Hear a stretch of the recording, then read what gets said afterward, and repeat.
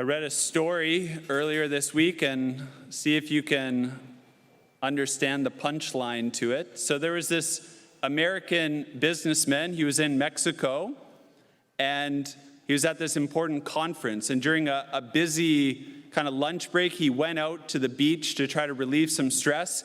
And he saw this fisherman walking toward him with a fishing pole in hand and two beautiful fish. And the businessman said to him, "Nice catch. Why are you leaving so early?" And the fisherman said, "Well, senor, I have enough for my family's needs today. I'm going home to see them." He said, "Well, what are you going to do with the rest of your day?" And he said, "I live the good life, senor.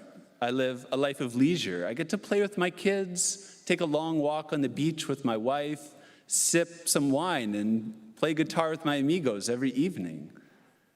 And the American, he scoffed at him. He said, "Well, today's your lucky day because I'm from Harvard. I have my MBA, and I just gave a talk to the most important people in your country about productivity. So let me teach you a thing or two, and I'll give it to you for free of charge as well, so don't worry." He said, "Okay, first thing you have to do, don't go home. Spend the afternoon fishing until you catch double the fish. Each day you can pocket the extra money, and then you'll eventually have enough money to buy a boat." And the fisherman said, and what then, senor?"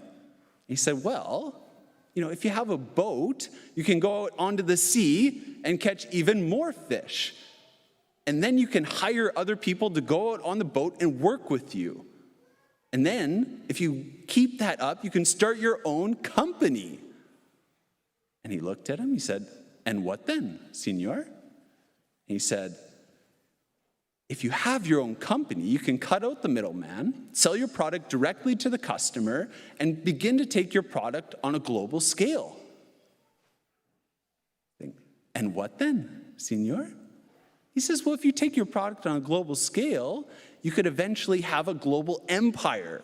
You could become rich and famous." Looked at him again. "And what then, senor?" He said, "Don't you get it?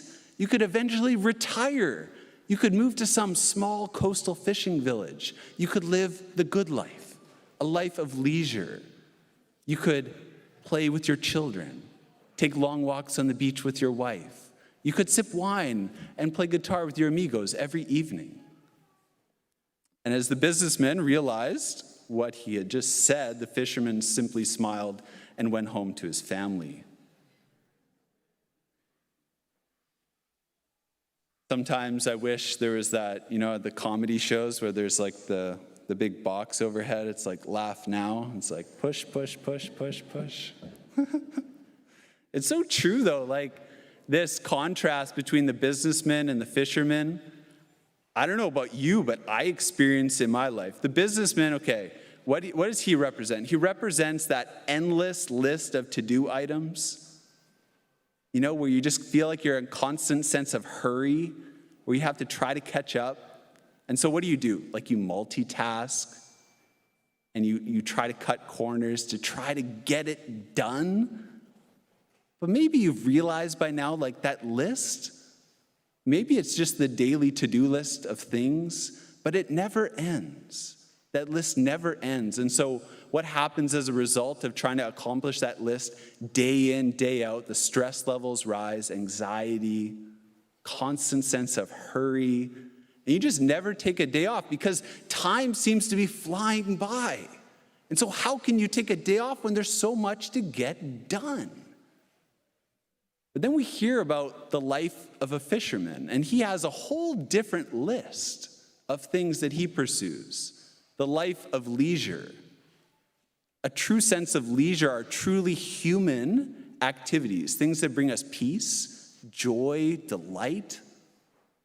For the fisherman, as we heard, things like playing with your children, taking long walks on the beach with your wife, sipping wine, playing guitar with your amigos in the evening, and even prayer and worship God.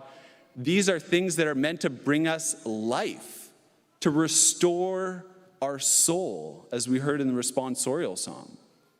And trust me, I find this battle in my life constantly. And one example is this past Monday.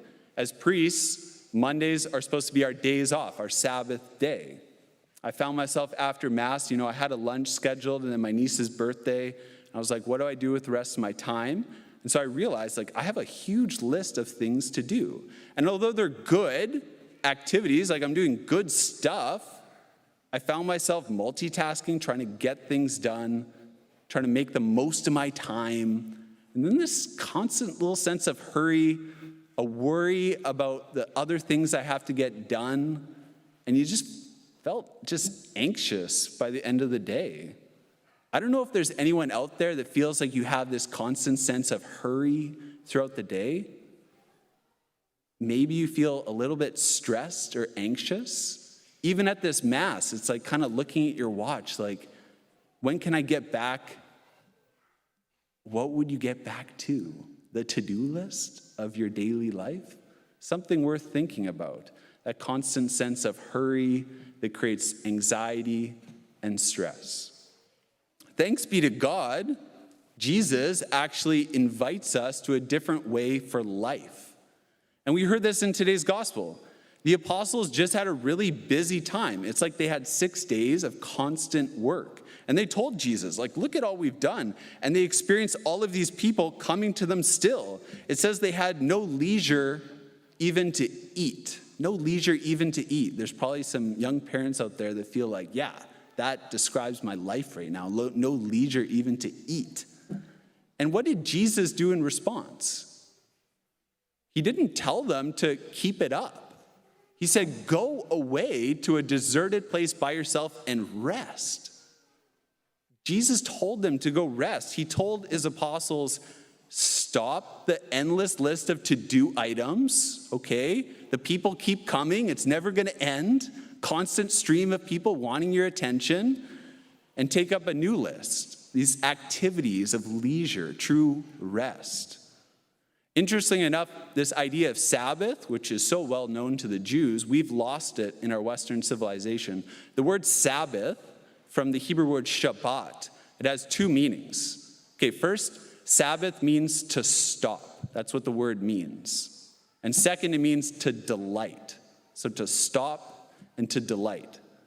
And so for Sabbath day, they literally stopped what they were doing. They stopped their work. The endless list of to-do items, they actually stopped. Believe it or not, they didn't do that work. So it's what are the activities in my life that are just draining me, creating hurry, anxiety, stress? They literally stopped those for 24 hours. And the second understanding of the Hebrew word Shabbat means to delight. And so they would take up activities that actually brought delight to their souls. They would pray. Believe it or not, prayer can actually be a source of delight. They would gather together around their families, and they would share about blessings from the week. They would enjoy nature. They would literally stop and smell the roses for a day.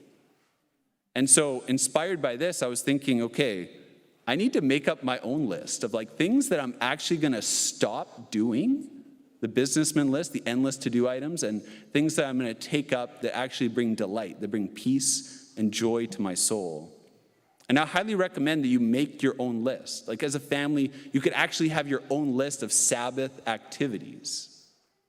And if your children are old enough, you could collaborate with them and think of what are the activities that actually bring peace and joy and delight to us as a family, and try it out. So for my list, things that I started making up, so 1 day a week I'm actually going to sleep in. Believe it or not, there are maybe a couple other people here that struggle to sleep in. You're like me, you're constant go, go, go. So 1 day a week I'll sleep in. Another thing that I find brings delight to my soul is getting out in nature. So going on a nature walk with Father Raphael is something that we try to do on our Sabbath days, and where we talk about the important things of life.